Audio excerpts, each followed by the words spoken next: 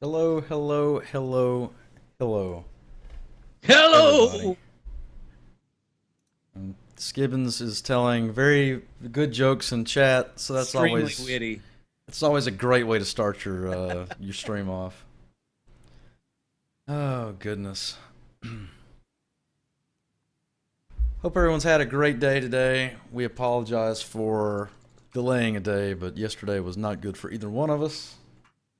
I don't think I could have gone 5 seconds without sneezing, and that wouldn't have been good. Yeah, that would have been it would have been entertaining for me because I usually don't get to watch people suffer in that manner, and I have a lot of experience with that. But That makes you a very nice person. it does the Wow. best. Oh, goodness. All right. Well, we will go ahead and get going. This is going to be a very special episode of the show. It is number 6. This show does not have any non rage mode topics today. All we're going to talk about is some of the wonderful things that have occurred this week. Um, it is Gamescom this week, so that's pretty much the focus of this show. A couple of topics that you might or might not have heard about. I don't know. A lot of this is going to basically be me bouncing things off of Skibbenheims because he has not been or is not lucky enough to be able to watch during the day like I Yeah, can. my So work is not video game friendly. yeah, you should hack that. I know. I I mean, need to. you know, I need to there get are an more inside important connection things with than work IT. sometimes. There's more important things at work a lot of the times. Most of the time. Shit, I hope nobody from work's watching.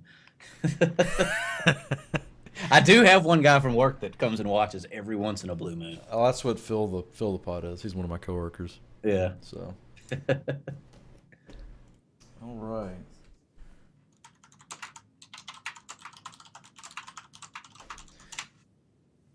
Okay, so like I said, this is basically going to be some talking about Gamescom in general, and then some topics that may have more relevance to myself than to Skibbenheim's, but you never know because he's kind of random like I am sometimes Yeah. with what he plays. So, first off, what started the week off for me with the game? I've never actually watched Gamescom. It's not one of the conferences I normally would pay any attention to, but they have pumped a lot of money into it this year, and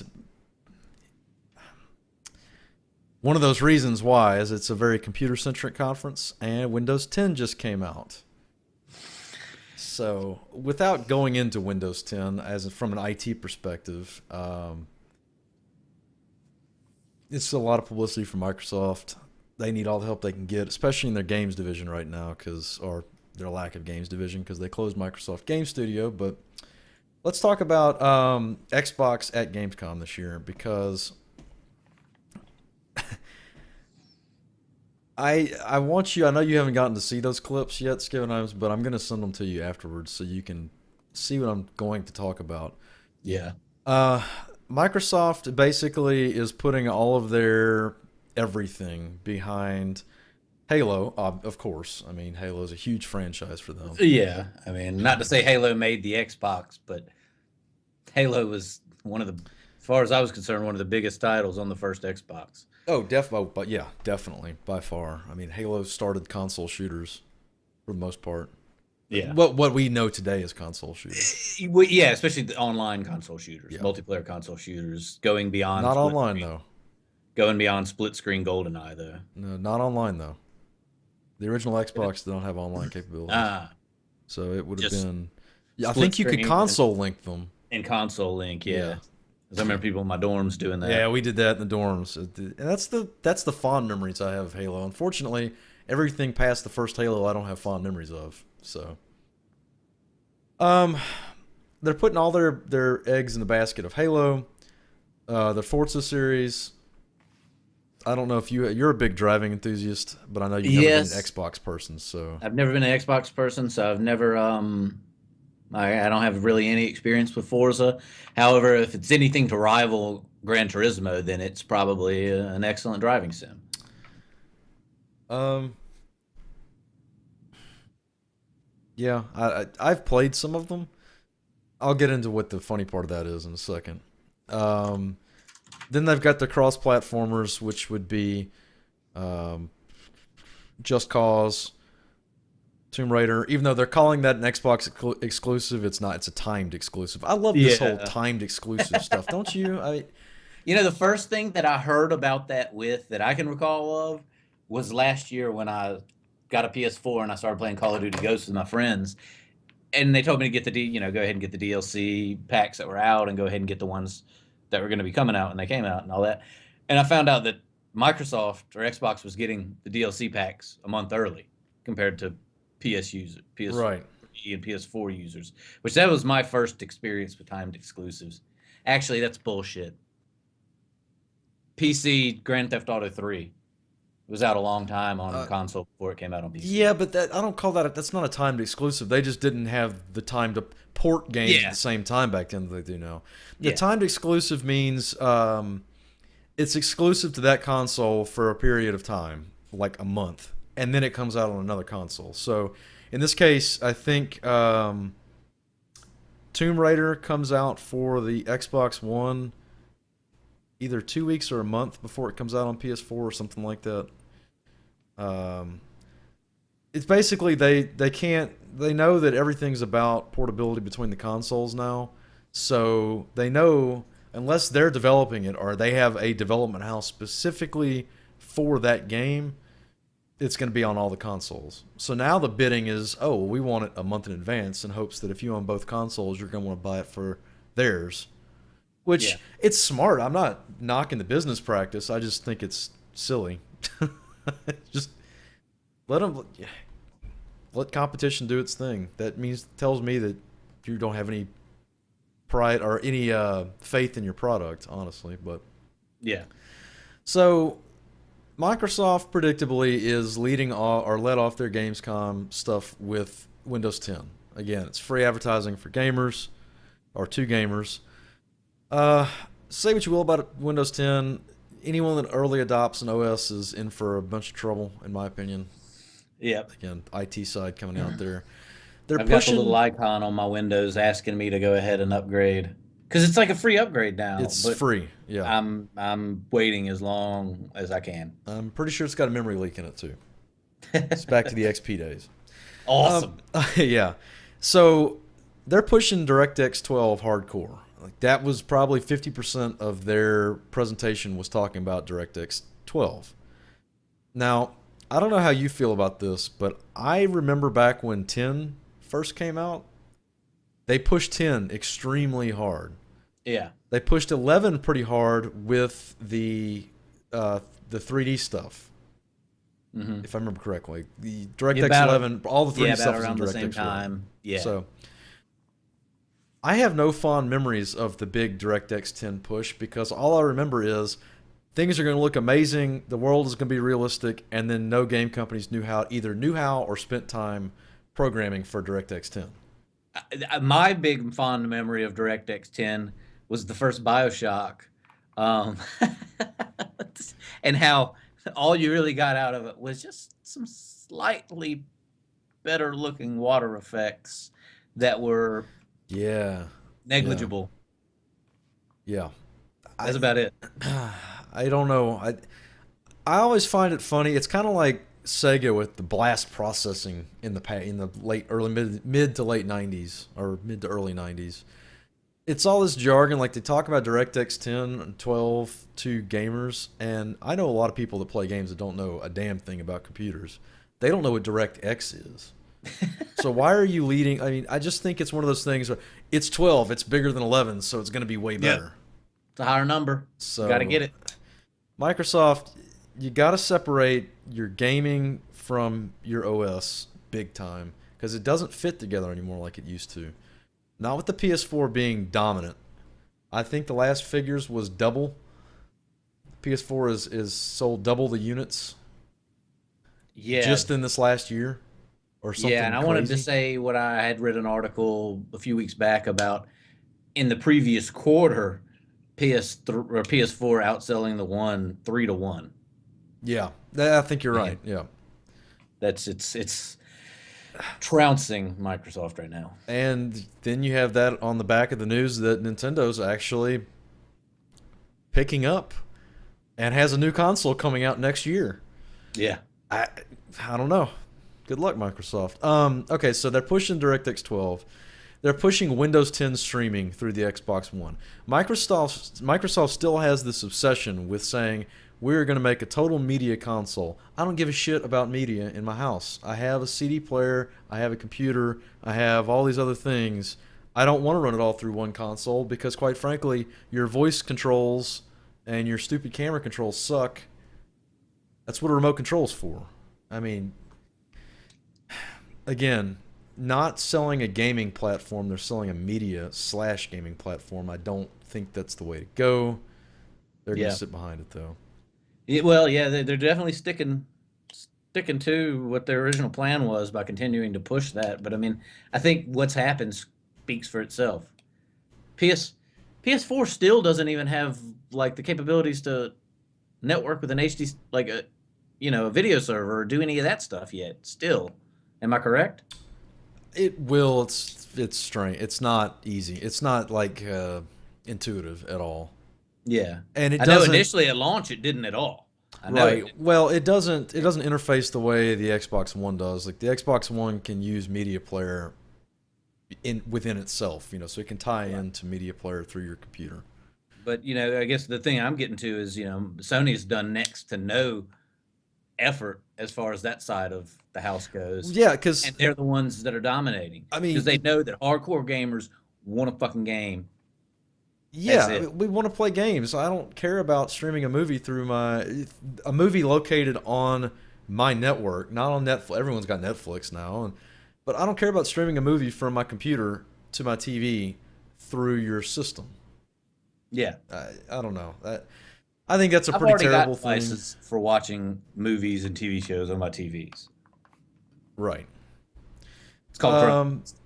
The next thing they're selling, well, the next thing they're selling hardcore is crossplay and crossbuy. So in other words, if you buy a game that's coming out on PC and Xbox One, you can play with people playing with the other console version.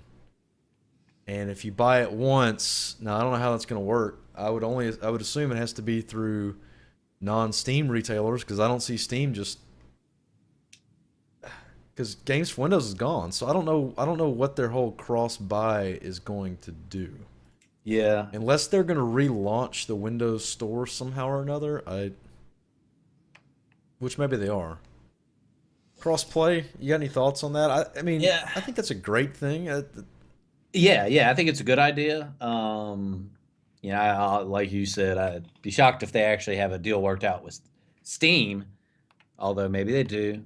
And if that's the case, that would be great because I'm a huge Steam fan. I Right. hated Games for Windows Live And Origin, for that matter, which and Origin. Origin's gone away now too. So And what was, oh God, Ubisoft has one too. that's Uplay. yeah, Uplay. Uplay. And I hate all of them except for Steam. And I love Steam. I'm a Steam fanboy. I have no problem saying that.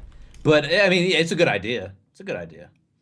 But yeah, I don't know how they're going to work that market wise. I totally expect that they'll probably relaunch their own marketplace. I probably, and no one's going to use it because they're going to buy everything on Steam or good old games. Well, and then the other thing is it's a good idea, but at the same time, there's not a lot. There's been a few games, but there's not a lot of games that like I'm going to buy on PC and give a damn about playing on console, Yeah, vice versa. There's that's true. been very, very few. Yeah. One of the only ones that crosses between consoles and PC or anything like that that I'd be interested in that manner would be GTA 5. But I don't have any friends playing GTA 5 on PC, so I'm just going to stick to the PS4 for now. Yeah. That's a good point. I've always felt like, again, it's probably advertising talk more than anything else. I've always felt like, hey, here's what we're going to give you. Well, you're just giving me something, but it's not anything I'm ever going to use, so you might as well not even be giving it to me. So that makes some sense too. Cross-play's good. I don't know about this whole cross-buy thing. Yeah. Um, the I've watched a lot of games conferences. I've been to a couple, not many, and those were a long time ago. But I've watched a bunch of them, especially since streaming's come big, because I'll sit inside a streamer's channel that I like and chat about what's going on. Yeah. I have never before seen presenters for a huge company like Microsoft flub lines and mess up talking as much as I did in this particular conference. I mean, it was every presentation. Now, one of the guys that got up there was a lead designer. He's a coder. He's definitely not someone that usually presents things. I can understand that. But they got people up there that do PR all the time, and they either did not go over their material the night before, or the teleprompter had the wrong lines. I mean, it was bad. Like, every one was just a horrendous amount of stopping and rereading a line over again, or saying a completely wrong word and having to go back and catch themselves. Like, I've never seen it. It was crazy. I find that hilarious. This is Microsoft we're talking about, not Square Enix, not a company of a couple hundred. We're talking a company of thousands. With a pool of money that they can throw at things that Yeah, isn't limitless but is ridiculous. that was weird to me. Halo. So, of course, Halo was a huge part of their presentation. In fact, here's the quote that they led it off with. I love this. Primed for players, perfected for pros. Now, Something I'll say is, after having watched it with Counter-Strike Global Offensive, which the game ended up being good, Call of Duty Advanced Warfare, and how they do a lot of this touting of, we're working directly with the top MLG players to play test the online play, so that we can really like tune this for great competitive play, or we're working directly with top, even whatever organization. They said it both about CS:GO and Advanced Warfare. And at the end of the day, I'm not sure how much they're really listening to the pro players, and then how much the casual players really want something specifically designed for the pros. yeah, well, that's my thing about it. I remember Halo. I'm sure the pros hate how Halo 1 played, but as a player, I liked how Halo 1 played way better than the later ones. So the pros are not going to keep your game on store shelves in business. The players are. So I don't understand this whole gearing thing up, where even any part of the. I'm not saying you don't have tools in there for to support pro play, but why is that a building block of your game in the first place? The percentage of pros playing the game is so infinitesimally small compared to the players playing the game that are never going to be pros. That's just weird to me. You mentioned Advanced Warfare. Halo 5 looks like Advanced Warfare. It's got jetpacky shit and jumping around, all this. It looks just like Halo with Advanced Warfare put on top of it.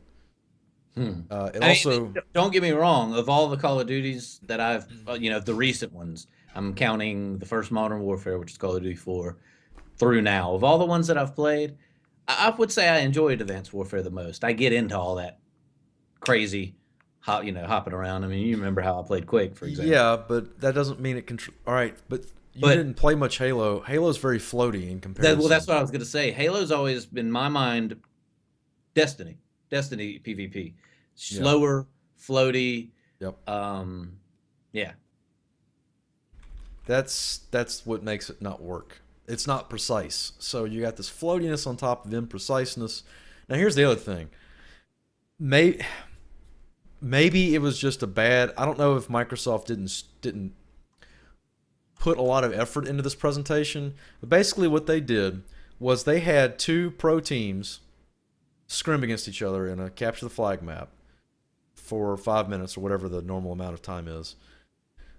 And then they had two shoutcasters on stage, basically shoutcasting the recorded performance of the players, which was weird, but whatever. It was kind of cool. The game does not look good to me. It looks, it's nowhere near 60 frames. It has to be 30. There's no way. Some part of me wants to think it's actually lower than 30, like 25, because it was very jittery. It did Yeah. not look fluid. This is not a rough build. I think the game comes out in September. I think. So it's coming quickly. Um, the graphics just weren't that great to me. It reminded me of Quake 3 if I had to just say it. I mean, no, not as Yeah. blocky, but And that's not a knock on Quake 3. Quake 3 is a 15-year-old game. right. Yeah, You I'm not know, knocking Quake 3. I'm knocking Xbox or Microsoft. Yeah, Quake 3 was great 343. in its day, but you re-release it now. Even if the graphics look great, you release Quake 3 now with the exact same gameplay, and it's just it's not what needs to be done today. Games need to move on. And you know what I find funny? Everyone used the Magnum pistol, which was a staple in Halo 1, and they took it out, I think, in 3. I can't remember. I know they got rid of it in one of them. It's back. Everyone was using that pistol. All the pros, no assault rifles. They every now and then I did see a sniper rifle, but not much. Everyone was just getting like 3-shot kills with the Magnum pistol. I think there's some balancing to do there because it was boring as hell to watch. Basically, it was two guys see each other, and whoever starts shooting first would win because they get nothing but headshots, and the Magnum is the Magnum. It kills you almost immediately. It was terrible. Yeah, it's like the Deagle in a game that doesn't typically have death as quick as a game like Right. Counter Strike. Exactly. It was boring to watch. So if they're planning around pro play, sorry, it's gonna be boring. It's still gonna be boring to watch. I don't know. Moving off of Halo, Forza is a huge series for them. Here's their. You're gonna love this. This is what sells Forza. They're gonna have rain in it, Skippenheims. Oh my They God, are going to have they're rain. gonna have rain. Rain. I've never played a racing game that had variations in weather before. Well, I'm pretty, I'm pretty, Microsoft, dude. I'm pretty excited. according to Shit. Microsoft, no game has had rain in it before. Holy That's what they crap! I said. mean, they're obviously right. Look how excited I am.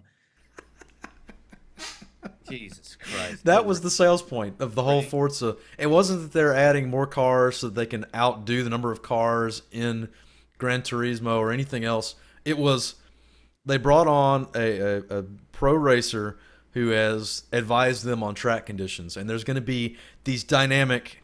There's 18 different surfaces in the game that all feel different when you're driving over them, and rain. Did, I don't have any experience with the Forza series, but I'd always heard it argued to be Xbox's Gran Turismo. I was about to say Gran It Theft was the Auto. Tinkerer series. It had a lot more, very fine tuning before that got really brought into Gran Turismo. Forza had more of it. Now I think it's the other way around. Yeah, and not to say that Gran Turismo ever slouched on the tinkering. I mean, even from like I think 2, you could adjust Mario your Kart's had suspension rain. stuff, your camera, your wheel. I mean, there's tons of stuff. And in fact, even in the earlier iterations of Gran Turismo, as much of a racing sim fan as I am, there were still enough options that was a bit overwhelming. Yeah. Um, Oh, I don't know any of it. That's why I suck at it. I don't know what any part does.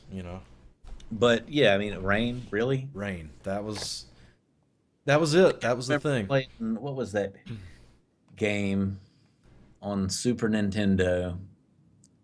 Mario Uh, Kart, F Zero. No, I can't remember the name of it. It was a more realistic, like Ferrari. Oh, I don't remember. Something 3000. Whatever. It Ken had Griffey rain. Jr. Yeah, 3000. King Griffey Jr. had rain. I'm not sure. Tecmo Super Bowl might have had rain. I know it had snow effects on the field by the Super Nintendo one, yeah. Okay, the last thing about Xbox that I'll talk about, they ended their entire. You want to go out on a high note? Top Gear is the racing game I'm talking about on I never played that one. Super Nintendo. So you want to go out on your presentation on a high note. So they talk about Halo about halfway through, then they go into some of the other stuff that's coming out. Just Cause 3 looks amazingly fun. Like it could be one of the funnest games that comes out all year, is what it looks like to me. Went through Tomb Raider, which looks abysmal. anyone that buys that on Xbox One after seeing that presentation needs to be hit in the face because But get it on PC. It looks what if they terrible. only have an Xbox? Would Well, you I'm still hit them in sorry. the face? Would you Uh, just hit him in the face for getting an Xbox? Pretty much, Sorry, Xbox fanboys, but you don't have much to stand on this generation, and that's coming from an Xbox fanboy of last generation. So they end the entire, they talk about Halo halfway through. They get to the end of the presentation, and they're like, "All right, we have more Halo news than just this," and everyone just is hushed. What else could there be? Like, what other Halo could there be?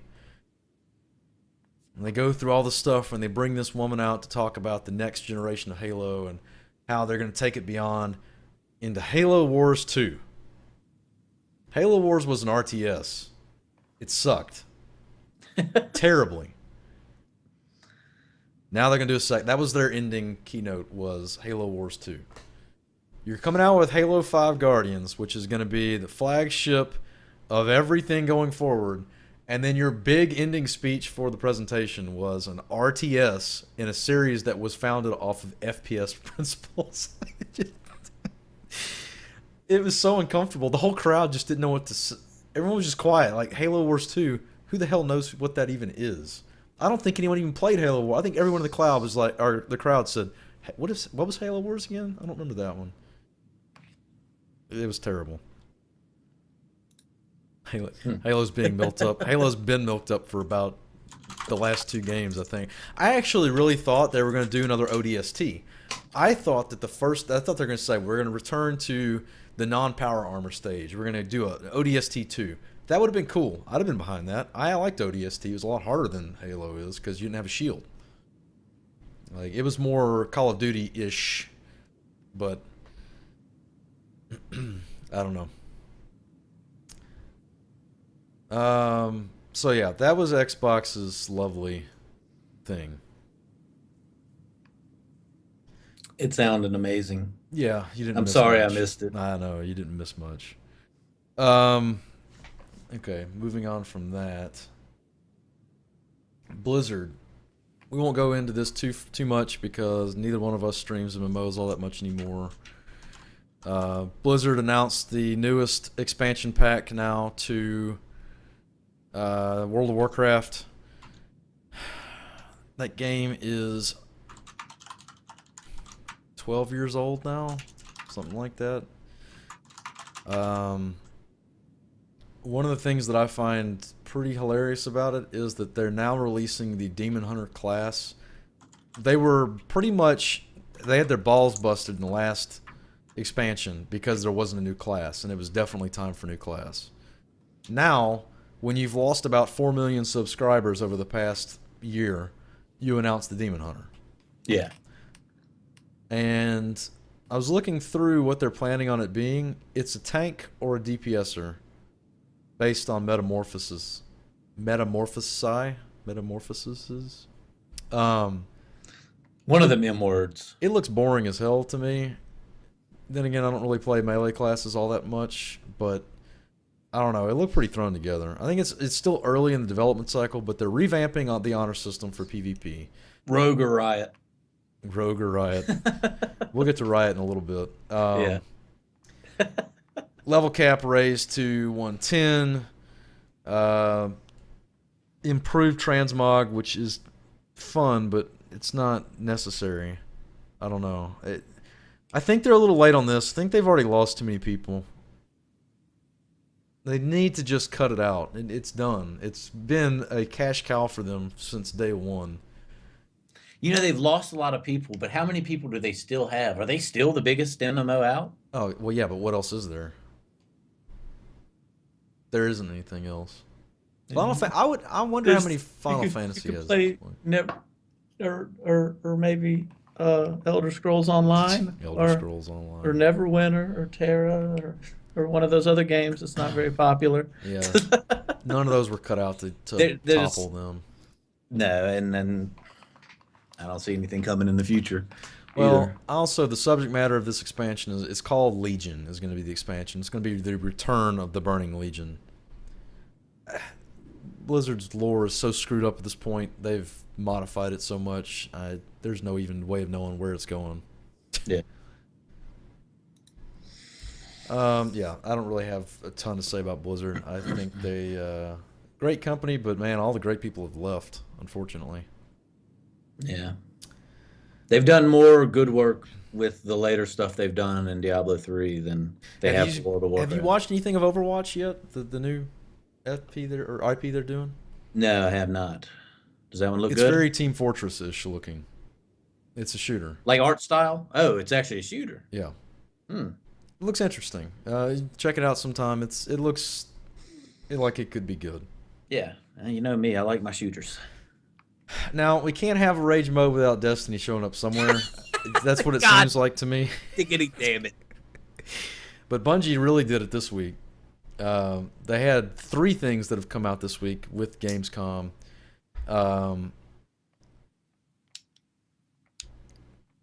The most innocuous, the lightest one, they're doing an instant level boost. If you buy the $40 expansion pack they're trying to desperately sell, you get an instant level boost up to current cap. 34 is the current cap, so you can skip everything that all your friends did. If you never played Destiny, you never owned it, you can skip all the hundreds of hours they put into it to get where they are, and just go right to the cap and start with the new content. Isn't that nice of them? It is awfully nice of them. I I don't get why. I don't know. That game isn't just teeming with content in each expansion. I can't see why a new player would actually want to do that unless they just want to be done with the game in a month. Well, that's pretty much what they said in the article, though. They basically said it's for people that really don't want to or want to be on the competitive edge of things instantly. Again, now you know how I see it? I see it as Bungie saying, we don't care about our older players that have put tons of time into this game. We're going to make all the new players that go out and rush up and buy this thing instantly as powerful as the people that have put hundreds of hours of time into it. Yeah. I think the average right now across all Destiny players is about 100 hours. That's counting people like me that haven't played since it came out. That's a lot of time. If your average is 100 hours, it's only 12 hours of content in that game. Yeah. Originally. So, that's one thing. They're abandoning the light system for experience, which was a stupid system in the first place. It was a stupid system in the first place. At the same time, their reasoning for abandoning it is equally dumb, or what I read seemed equally dumb to me. Not because at face value it's dumb, but what did they say? They said, the game basically turned for players into, I need to do whatever kind of farming or grinding I need to do to get this specific item I want. Well, the game really has no substance past being an item hunt. So. And that's what confused me, because I think one of the quotes is actually Luke Smith, this guy that we're going to throw money at the screen. His quote was, the conflation of gear and character level led to this place where your identity was determined by things outside of your control. We don't want to do that. It's a loot grab game. If you don't have randomness in it, then what is there? If you can just walk into the store and buy the best gun in the game, who's going to want to play it? That's one of the dumbest things. Luke Smith, sorry, buddy, but he's the creative director, by the way. He needs a new job. Yeah, they'd have to, and they have to come up with something else to add more substance to the game, because at the end of the day, they're still, if that's what they're trying to get away from, they're gonna end up with the same problem. Okay, so now I don't need to get certain gear to get to light, to get light points to get to level 40. I can just grind my way up to level 40. Oh, but wait, to be useful in the high-end raid content, I'm still gonna need top-end level 40 gear that I'm still gonna have to hunt and work for. Right. Where do they actually change anything? Well, I just find it funny that they were mad that people in a game that's based off of basically the fun part is getting gear, because that's the fun part is getting new gear. They're basically saying we don't think the idea of getting new gear is the most important part. What? Killing Diablo is not the most important part of Diablo. That's not what makes the game fun. You don't play Diablo because you want to have epic boss fights. You play Diablo because you want one more run for that ultra, legendary piece of loot that's going to make your character go from powerful to extremely powerful. Fairly apocalyptic cock ring of death. The last thing I think is interesting too. They're basically re-recording all of Peter Dinklage's lines. He's kicked out of the game now. It's going with no more wizards from the moon. Which they removed his line Yeah, of that for the actual release of the game. yeah. Nolan North, who voiced the guy from Uncharted and the guy from Assassin's Creed and a bunch of other guys. He was brought on to do the voice of Ghost in the Taken King expansion. And then they said, well, we kind of want a cohesive whole, so we're just going to have you go ahead and revoice all the lines from the original content. That's a lot of money to spend. Yeah. I'm not saying Peter Dinklage did good or bad at what he did. I don't know. I mean, it's a pretty their excuse, and it's a really horrible. If you look at the comments at the bottom of this post, it's the worst excuse ever. We want the Ghost to be more pivotal to leading the player around, so we wanted it to feel more alive with the player. It's a little robotic What? sprite. Like, what? And we talked about this before. And what's the need to go back and re-record? Like, okay, if they're going to suddenly write a ton of plot and make this game have an engaging story from here on out, they could have done it a lot cheaper. And I read this in the comments. Somebody was like, they could have done it a lot cheaper by just saying at some certain point, either your Ghost gets destroyed or you get a new one or it gets upgraded or whatever, and now it has a different voice. Given I could tell you how your Ghost got destroyed. I could tell you about the day but I'm not going to. That's why this is confusing to me. Look, here's the deal. The game was not complete when it was shipped. I still stand behind that. I think a lot of the stuff was just called in, including Dinklage's part. I don't think he had any coaching going into the role. I think it was, you're a famous guy right now, voice this stuff. And now they're looking back at it and going, well, now we've made money off of it. We can go in and actually make it the way we wanted to make it. You know what a lot of people think about the quality job Dinklage did as far as voice acting? And I don't mean about whether it was good or bad. I guess generally amongst people that think it was bad. You know what a lot of rumor as to why it wasn't as good as it could have been falls in line with the rumors. And I mean, there's evidence to lead you to believe that this is definitely possibly true, that at one point they did have a big, rich story written and, a much more ambitious game than what finally came out. And for various reasons, it all got scrapped and redone at the last minute. And Dinklage had already recorded a boatload of lines for all that. And they scrapped all that and asked him to re-record these handful of lines. And he just didn't care anymore. I mean, that would make sense to me. They did scrap a lot of it because that's what they're selling back to these people in these expansion packs is the stuff they cut out. I guarantee you, like I said, we'll never be able to prove it unless someone leaks that. But this stuff was already written and it was included in the main game, and they cut it and they're selling it back to people in pieces, and it sickens me because other companies are going to start doing this. That's what I don't want. The last part of Destiny we'll talk about today is a phrase or a term they've coined now called questification. I find this to be one of the most ludicrous things I've ever seen. It's the term of the day, questification. It involves an overhaul of the quest and bounty systems in the game. Basically, this is what we were just saying. We made the game, we shipped it out, we got it out there as fast as we could. Now we're going to go back and actually make it the way we wanted to make it after we've already taken your money. And we're going to sell that to you in these expansion packs. This new expansion comes out for $40. You're not going to get, I guarantee you're not going to get the new lines and all the remakes of the story that they're supposedly touching up unless you buy that $40 expansion. It's going to be part of it. I don't get it. I'm going to go out on a limb and say, Bungie, you're never getting another dollar from me. Guys, if you watch my stream and you ever see me streaming a Bungie game, I hope that you slap me in chat because I refuse to after this. They have just, unless they come out and apologize for this terrible thing that they're doing to games, I will never support them ever again. Can definitely understand that. I felt that way about the Call of Duty franchise for the longest after they scrapped modding for the PC versions and servers for the PC versions and all that shit.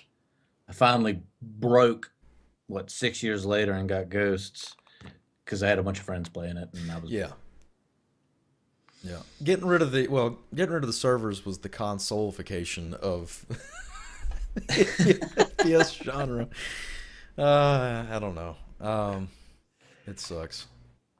Real quick, doesn't really pertain to you, but I have been streaming Suikoden, and it's been a huge thing for my stream. It's where I picked up a lot of my big, solid, longtime followers. Konami. Did you happen to read the article that I sent you on Konami? no, They talk about these work conditions that go on at Konami. The thing is, the work conditions are terrible, but that's Japan. Like that's how they are. None of the things that I saw in this article, and there's a guy that actually breaks it down later in the comments that says, "Hey, this is the way that Japan's workforce functions. These aren't terrible conditions over there because this is what everyone does." But I yeah, mean, we're having things like, for instance, everything's managed with time cards, whether it's smoke break or lunch break. Employees who do not adhere to break times are publicly shamed in front of their peers. Cameras are everywhere. Employees who do not perform up to expectations are transferred to other tasks such as assembly work, guard duty, or cleaning, janitorial services. So you might have coders that aren't coding up to their full potential. wait, what? Without getting too much I into, wish I could do shitty at my job and they'd let me go clean toilets and pay me the same or something. well, Holy hell. the thing about it is, without getting too much into Japanese culture, companies don't fire people over there like they do here. Yeah, It's considered shameful to the company as much as it is to the employee. they shame you out of the door.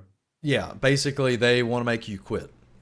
So it's a much better system. That's why the suicide rate is insane over there because the honor system and public shame is crazy for them. But anyway, Kajira, we can get that's a whole nother discussion about what's going on with Kajira after Metal Gear and all that mess.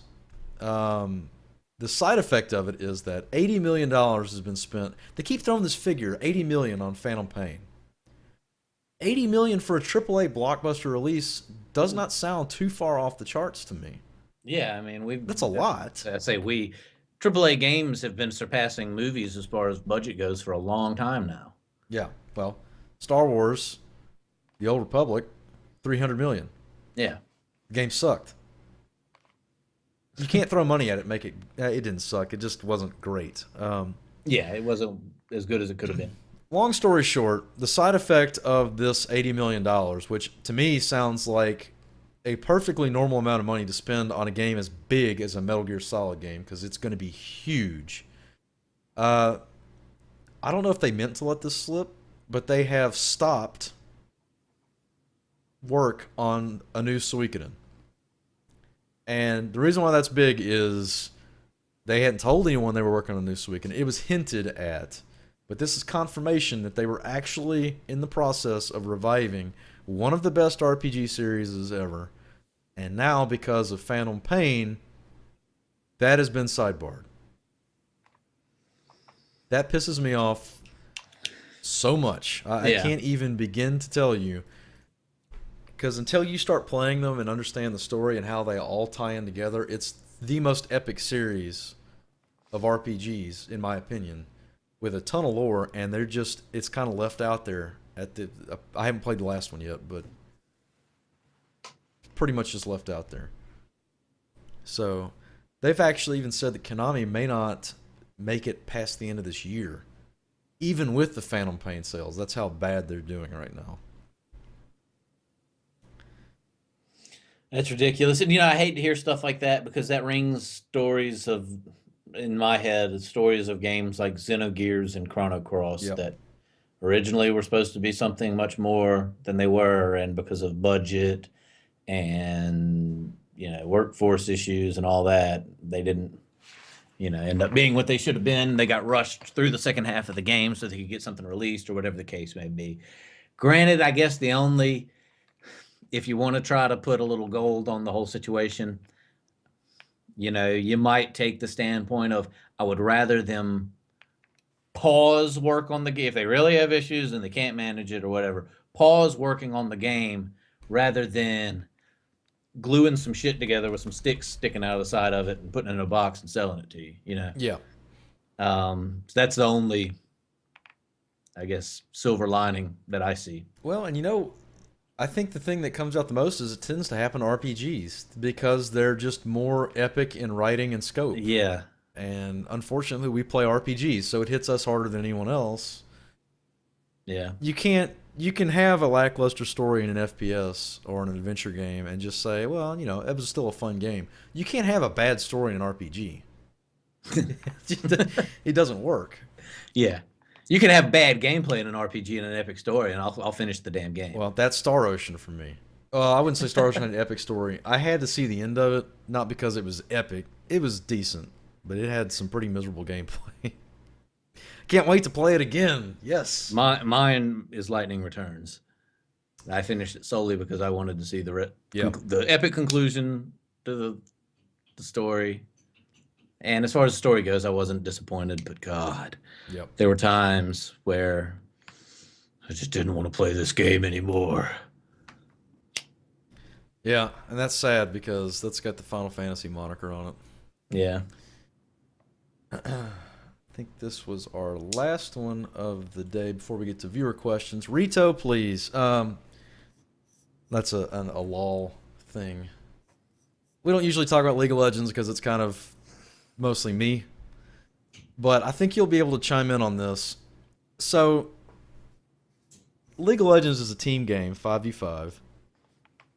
If you have a weak member on your team, it becomes very hard to win. It exponentially becomes harder to win. It's a game about skill shots and timing. And those are things that have to be practiced. I remember playing Quake 2 and practicing my railgun timings by pivot turning and shooting spots on the wall and just getting reflex in. I know if I need a full turn hit a spot, how to do it. Yeah, no, you get that wrist flip muscle memory dialed in to where you can pinpoint shots so quickly. Exactly. Now I did that a lot. I did mine through playing the Instagib mod. I love the Instagib. Hundreds of hours. But I would say, though, a lot of times you just want to practice that without being an act. Now, the thing about League is it's all, even if you're playing normal games, it's still competitive because 5 other people are depending on you to have, or 4 other people are depending on you to have a good time. We're not talking about individual stuff here. So for the longest time, players of League have asked for a sandbox mode that basically throws out, it lets you customize the rules. It's a custom game instead of a normal game that gets priority on the servers and everything. A way to, say, make all the cooldowns 1 second for everybody, so that you can practice, creep score, practice skill shots, practice farming correctly. There's some things in League that are on 4-minute cooldowns. So even if you play an hour-long game, you don't get that. It's usually an ultimate, so you don't get that until about 5 to 10 minutes into the game, depending on the position you're playing. You may get to use it twice in a game. You're practicing 2 times in a game. You're not going to be good with that. It's going to take you 100 games to even understand the basics of it. This exists in Dota. Dota has this mode. It's basically just a practice mode. Riot has said, fuck you, players. We think you're stupid and you'll never have this. It goes against everything we stand for. That's basically what they said. Why does that go against? What do they stand for that goes against? Can anybody describe Here's that? the quote, and this is one of the strangest things I've ever heard, even from Riot. And I have 5 years of experience with this company. And they do some crazy stuff. But the quote is, "We never want to see a day when a player wants to improve at League and their first obligation is to hop into a sandbox. We do want to support your ability to grow in mastery, and there may be other avenues to do so, but not this." So they know what the players want more than the players. Exactly. I get so sick of hearing that kind of and here's the other thing. This is what really pisses me off. The next quote is, I'd imagine everyone's had games already where someone's told them to quit playing ranked and go back to play normals. You hear that all the time. Anytime someone loses because someone makes a bad play, it's stop playing ranked, go back to normals. Okay. It's quote unquote bullying. Ooh, we're not all adults here. If you're online, you should have a thick skin. If you're not, then get offline. But anyway, Bet you if an play additional layer of damn games sandbox, online. if an additional layer of sandbox got added underneath, that's what we're talking about. So basically, they're afraid to give players the ability to practice because they're afraid that players are going to tell them to go back to that practice. They're already doing this. That ranked normals are the practice for ranked. So I guess they're afraid of people playing normals and being said, you should go back to practice, which they do anyway. They tell you to go play bots. I know because you hear this stuff all the time. If this wasn't already in every other MOBA and they were going to be the forefront, okay, maybe they don't want to do that. But it's in every other competitive MOBA. And I'm sorry, but it's not. It cannot be a complex thing for them to figure out and put in the game. What is wrong? Okay, what's wrong with giving players the option? Yeah, well, especially since League of Legends is only what it is because of the pro scene. The amount of money pumped in, that studio is very, very small. The amount of money pumped in from the pro scene is crazy. And the immediate responses from the pros after this are resoundingly, really, Riot? That's really, you're not going to let us practice? We have to go jump into a full game to practice a character or a champion that just came out. We can't just practice on our own because you cannot play a game of League without getting on Riot servers. There's no private play or anything. Right. Everything goes through their servers, which is fine. But damn, give people the ability to practice. Yeah, definitely. All these coaches and all these pro players are just sitting here going, why? Why can't we have this? Why is this such a hard thing to understand? You know what this thing makes me think of? It makes me think of the quote that somebody from Nintendo made about streaming and how they didn't think that streaming was a thing that should be fun. You know what? Who cares? It shouldn't be fun. The quote was wrong. It shouldn't be fun to watch someone else play the game. You should want to play it. Yeah, it was something like that. But it's like, quit trying to define what other people enjoy. Yeah. Shooting themselves in the foot. And it also sounds like, oh, some competitors' games came out with this idea and people have loved it on these competitors' games. So they're butthurt about it. And they just, no, we know better than that. No. We don't want to do that. Y'all don't know what y'all want. It's pretty crazy. Now, Riot's always had a history of basically doing what they wanted. But this is basically, like I said, it's a big fuck you to players. Yeah. And yeah, and Turmoil brings up exactly what I'm saying. The pro scene is the only reason why the game even exists anymore. It's an older game. It literally exists because professional money. It draws huge crowds.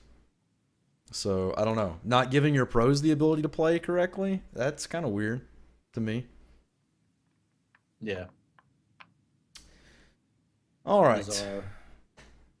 Let's get to some viewer questions. The first one comes from my coworker that I was telling you about. After we talked about Elder Scrolls Online last week, he plays Elder Scrolls, and he just kind of said, well, he doesn't like it either. He stopped playing it pretty quickly after he started.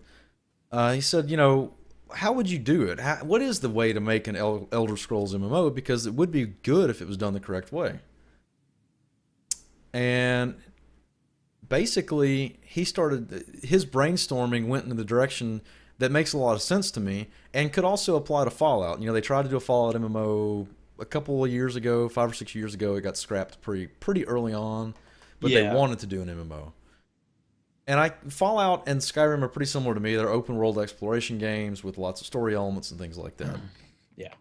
I think if someone could do an MMO in the way that Path of Exile or Diablo are MMOs, where you have small groups at one time with maybe a larger hub in between, kind of like Guild Wars 1 was, then that could work. Then you get your exploration. Exploration is what makes Skyrim and what makes Fallout good. Yeah. The only way to emphasize exploration in a game like that is to not have 5 million people doing the same thing. You can all be doing the same thing, but you don't need to see everyone doing the same thing. Yeah, either do a lot of very, I guess kind of like Terra, having the instance versions of each Right. area, something like that. And I don't know, to bring something else up, to get away from how every MMO's questing and progression system is largely the same. I mean, your quest types are the same, and I don't know. I don't have an answer for. Okay, well, what else do you want them to do? I don't have an answer for that. But go kill 10 of these and bring me this stuff. Go farm this stuff out of the mine. I don't know. They need to do something more than that too, I believe. They can do that in a single player game like Fallout or Skyrim, but it's because it's just you. They can script so many events around what you're doing and where you're going and all that. Well, How to I would say Final Fantasy XIV tackles the questing thing pretty well. Quests dynamically so change in the middle of the quest. You can be sent somewhere to kill something, and all of a sudden you're under attack by something that was spawned just for you. No one else can see it. It's spawned just for you, and it interrupts your quest, and then all of a sudden you're fighting that. 14's got some very good ideas when it comes to questing, I have to say. well, And maybe more motivation for me to pick it up and check it out for a few well, months. I can send you 14 days for free. Like you said, we'll wait till you get out of your work mode you're in right now. But Yeah, because otherwise I'll play it for like Sunday and then that's it. That's it. yeah, I think 14 does a lot right. I think if other, everyone's just copied off of WoW at this point. WoW's out of ideas. They're doing the same stuff over and over again now for the most part. I don't like WoW's version of instancing, the whole phasing thing we talked about. Yeah. Um, I don't know. I think a Fallout MMO could work really well. They would need a really good team to work on it. You would have to be affiliated with a certain vault and have different vaults be the focal points, vault warfare basically. That would Yeah. be really cool. That could be really cool.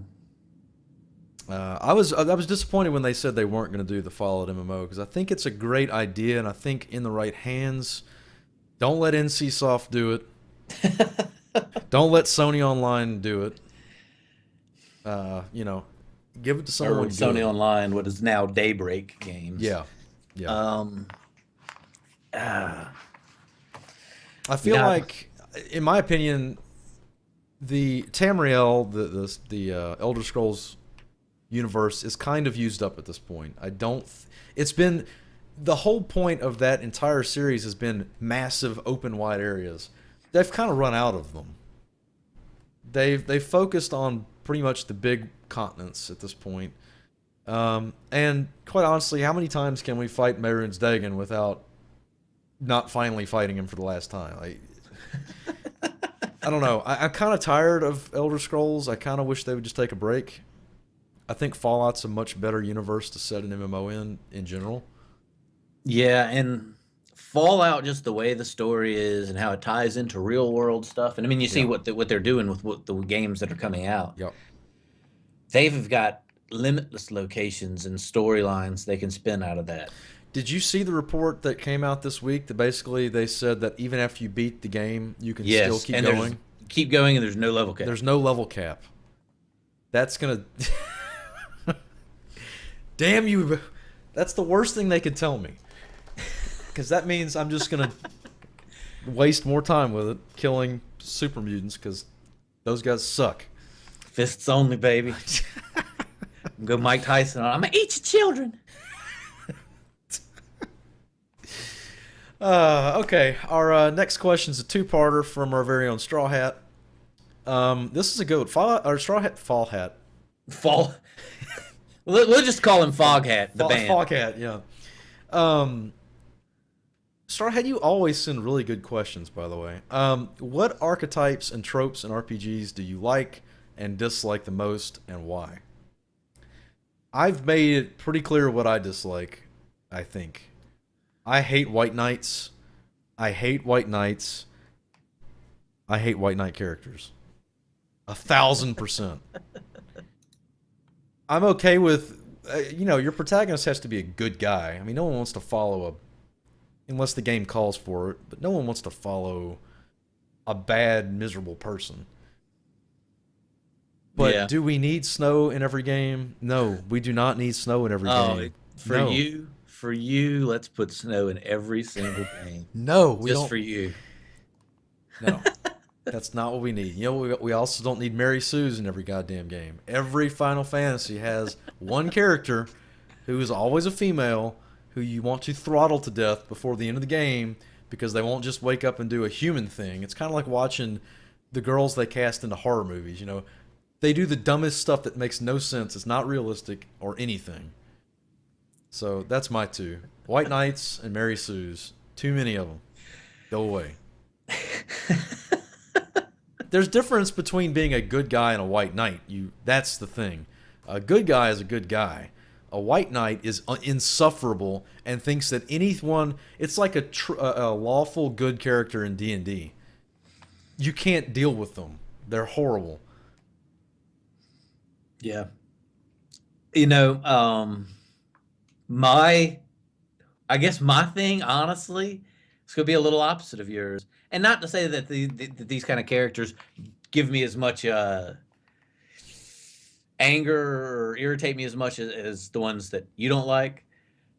I'm burned out on the super strong, emotionless, stoic character. No lightning. Lightning.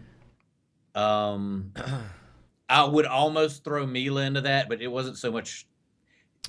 That was not the reason she was the way she was. The reason she was the way she was is because she didn't think she was a human. Yeah, she at wasn't the time, human. and she didn't understand how humans operated. Right. So, and she still did have some lightheartedness to her. She'd see some humans do some stuff that was weird, in her opinion, and she'd laugh and say something about it. So it wasn't the same thing, but like lightnings,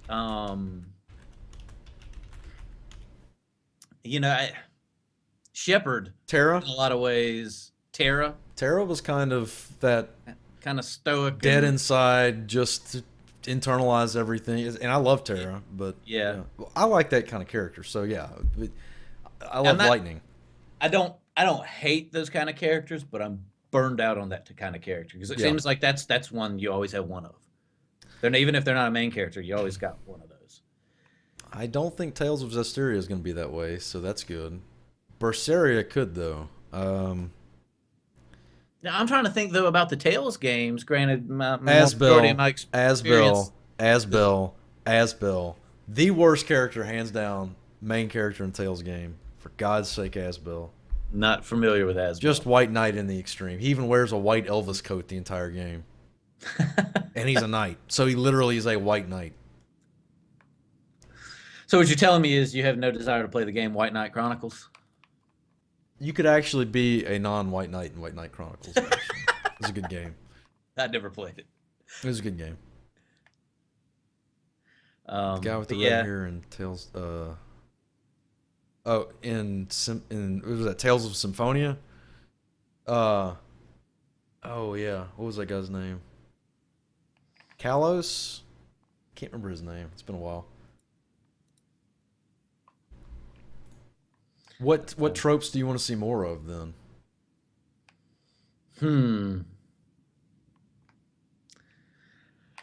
I like mysterious, quirky characters.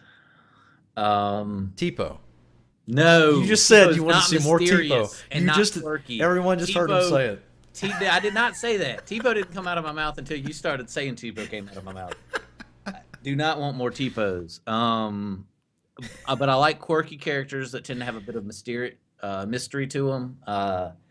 One quirky character that I really liked a lot was Sabin from Final Fantasy VI. Yeah, he was very forward, very full of himself, very cocky and all that. But then he also had kind of this weird quirky humor about him, and he'd go get himself into trouble and do dumb stuff. I'd also think of quirky characters as in, Tali from the Mass Effect series I consider kind of quirky and kind of mysterious. Yeah, I can see that. Uh, I like Mr. Alvin. Alvin, the backstabbing bastard. Yeah. Yeah. You remember I said I'd like to see Alvin in one of the previous shows. I'd like to see Alvin be a main character in a game. You know, and I haven't even played Zillia 2. I need to play that. You got a lot you need to play. Yeah, I know. Um, I need somebody. I need to clone myself, and I can just leave that guy at the office to do my work, and I can play games all day. you know what I would love to see is more, and I only bring this up because it's kind of a unique thing. I'm not saying it hasn't been in other games because Dungeons and Dragons has a wild mage class, which basically does kind of the same things, but um, along the lines of what you're talking about, mysterious characters, I would say clueless characters. There's a recurring character in the Suikoden series named Vicky, who is a mage that basically teleports herself through time on accident by sneezing all over the place. Like she just sneezes herself into other dimensions or time periods. And her concept in the game is that her magic can go random when she casts it and affect your party or the other party. She's just unreliable, and she's unreliable when she does correctly. She's extremely powerful, but when it backfires, it sucks. And the whole character type is just this completely airheaded, kind of clueless yet powerful person. And I kind of like that whole dynamic of, everyone talks about power and responsibility, but what if you had all that power and had no sense of judgment over it? I think it makes for an interesting dynamic. Yeah. Vicky, in my S3 playthrough, single-handedly pretty much won the game for me. But there were a couple spellcasts that she actually resurrected herself while she was still alive. So that's good use of my one resurrection spell. Yeah. Yeah. She has one spell that you cast it, and it does one of two things. Either it teleports all of the opposing monsters out of the battle and you win instantly, or it teleports everyone else in your party out of the battle and it's just her left. Things like that. Like, Yeah. See, I like that kind of stuff. I it's guess cool. quirky, or maybe another word you could throw in there would be chaotic. I don't necessarily mean chaotic in the Dungeons and Dragons sense of, chaotic, but Alignment. yeah. Um, another mysterious and quirky character type and good example that I hated her in the game, as in like I hated her. I didn't hate the character that she played, Lumina. Huh. Mysterious, kind of quirky and chaotic in the sense, and she's just kind of like always poking at you and messing with you. Like T. And no, no, no, no. Uh, I can get that. Yeah. I really like that kind of stuff. Weirdness in general. And the second question is, what kind of character or setting in an RPG would you like to see more of? I think we kind of went over characters there, but settings. Um, I'll tell you you, know, mine's quick. Sci-fi. More sci-fi RPGs, which is something I didn't ever used to love. I used to think RPG, I thought classic high fantasy orcs and elves and everything, but yeah, a little game called Anarchy Online turned that around for me back in 2000, 2001 when that game came out, because it brought, I've always loved sci-fi, but I've never necessarily liked playing sci-fi. That changed it all. All of it. I can't think of it other than the Star Ocean series. I can't think of any predominantly sci-fi based RPGs that, well, the Xenoblade is in, or not Xenoblade, Xenosaga series is sci-fi, but there's just not a ton of them. I definitely can agree with the sci-fi stuff. I'm kind of burned out on, like you said, high fantasy, your typical medieval setting with fantasy elements thrown in. Something I would like to see more would be a certain variation of steampunk, not just let's mash sci-fi and fantasy together and meh. I like the old London style of steampunk, top hats and clock, and pocket You never watches. played And Arcanum, did you? that's what I was going to bring up. I've played a little bit of it, Okay. and I really liked Yeah, the Arcanum setting is and all that. exactly what you're looking for. Yeah, To some degree, Shadowrun a little bit, although it tends to lean more sci-fi. But yeah, Arcanum was the big one talking about steampunk. I it's not an RPG at all, but a great example of the setting, to me, in a sense, is Bioshock Infinite setting. Yeah. Uh, that Yeah, I I thought would was call that cool. less steampunk, more like sciency, not science fiction, but sciency. Yeah, and that's why I was trying to say like a certain variation of Right. steampunk, not just pure whatever steampunk. It's almost like you've got a real setting we know about, and then you interjected science into an old time setting, like you know. Yeah. No, I can get that. In fact, I was trying to think of the name of this game I was going to send you to. It looks trippy as hell. It looks like something right up your alley. It's called like we what we are we are there, something like that. It's basically a drug induced trippy game through like a Victorian type, it looks, era where everyone's wearing clown masks and stuff. So it's right. That's exactly what was that thing called?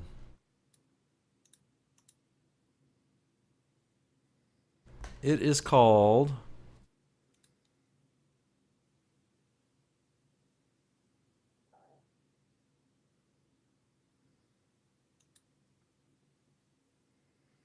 Damn, it's not in this thing. They did it during Gamescom.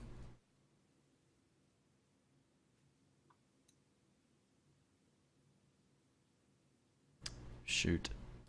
I'll find it for you later. It looks interesting though.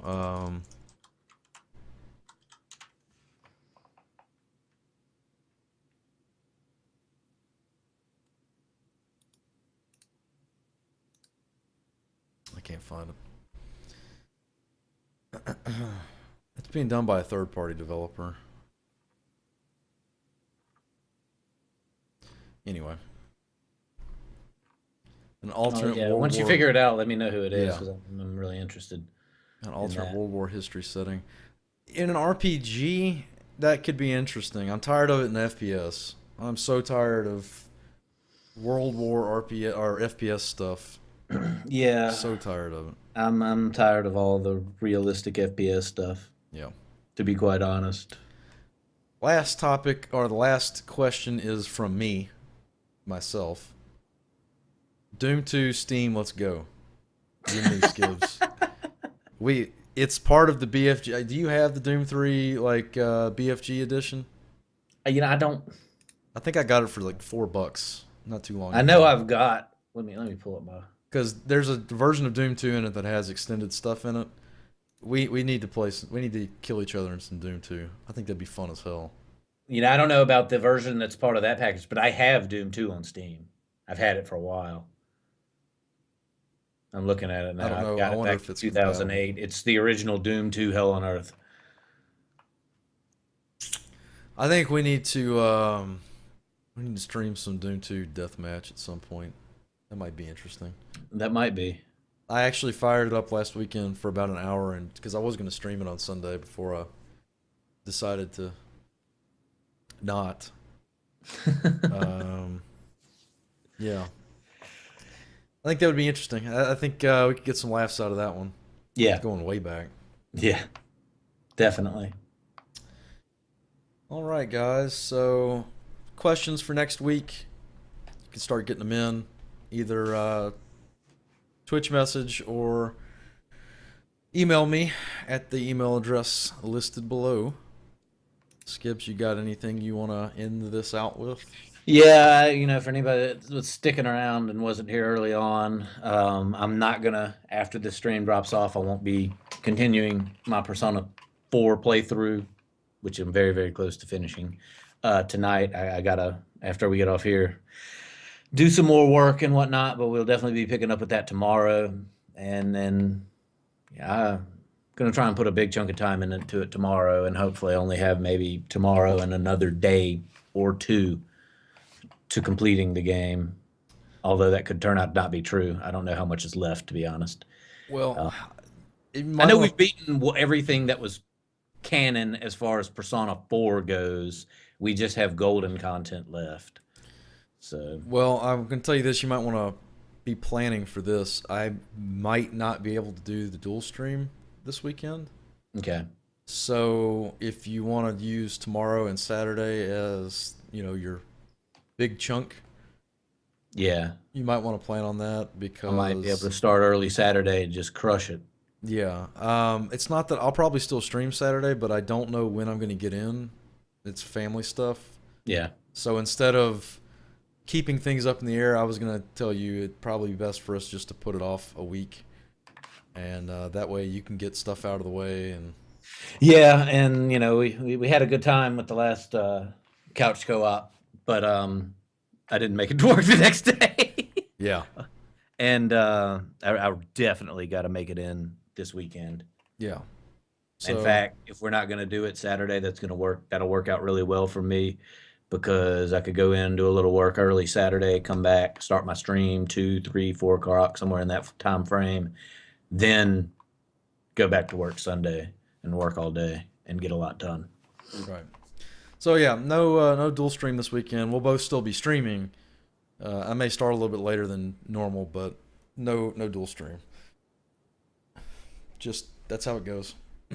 Yeah, sometimes things pop up and get in the way. We can't make it for every single one, but We try. you do a much better job than I do of being consistent. I'm a better person than you are. Well, let's not talk about that. I was going to say that's debatable, but I'm not sure if it is. Uh, I will also comment because I know Tintin will probably catch back up on this, but these little things right here, screw you, Nintendo. Screw you. I now have 5 of them. you had one I know. on Saturday, and now you've gotten 4 more since Saturday. What? I know. I even imported one from Japan because I didn't want to wait. Now you see, children, this is your brain on drugs, This is your brain on Nintendo Amiibos. which is some kind of weird digital drug. I also picked up Hyrule Warriors, and it's surprisingly good. That's the That's the Zelda? Dynasty Warriors with Zelda characters, basically. Yeah. I played it pretty much all day yesterday, like 8 hours. Nice. Good luck finding villager. Well, I only want the ones that I care about. I'm not looking for the complete set, but yeah, I imported Meta Knight the other day, and I picked up Dark Pit whenever it came out on Wednesday or whenever that was.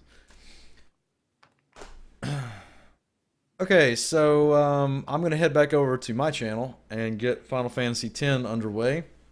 Yeah, Skibbenheim's gonna go back to check work. out, get some more work done. I'll definitely be back tomorrow with Persona 4 though. So Good deal. Well, guys, I'll see you over in my channel if you're going to hang out with me. Give me about 5 minutes to switch equipment out. As always, thanks for watching and talking and commenting. We appreciate the company and input. yeah, And until this, well, we'll talk this weekend, Skibbs. But until next week, we're gonna call it there. alrighty.